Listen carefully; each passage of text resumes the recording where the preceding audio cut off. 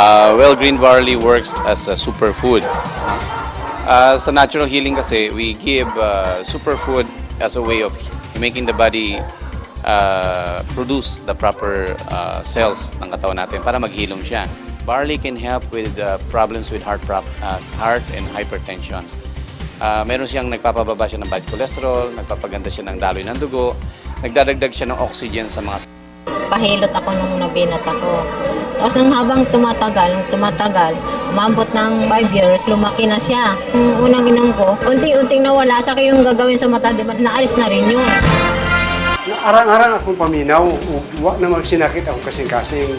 Puto nga, sa pagka-hospital akong putro nga lain na po nasakit na ako, nakuha na tingatong doktor nga nagkuhaan sa ako sa naningon nga, na normal man ang imong heartbeat nimo, ang imong high blood, ang imong sugar, puro normal taman. Unsa may imong gitumar, unsa may imong gi-maintain, niyo na ko green barley. More na akong gisulti sa iya. Sa una, wa pa niya na ako madiskubre, no? Pag-drive na akong motor, sige kong kadisgrasya.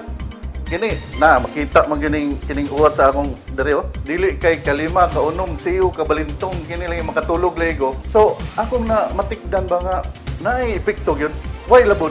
Naagi epekto. Kay, kini may akong namatikdan yun nga, kusog yun ang iyang pagtrabaho sa akong kaugalingon.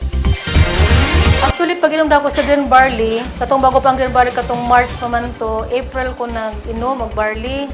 Pag inom ko, 3 days pa lang nga nino, ako nang nakita ba na iba na akong feelings, murag nagkusog na ko. Tapos, kanang abtik na bitaw ko, tinuod ay gyud ang green barley, makatangtaw mga toxin sa lawas. Nadili lang ang akong goiter ang naayo niya, pati tanan.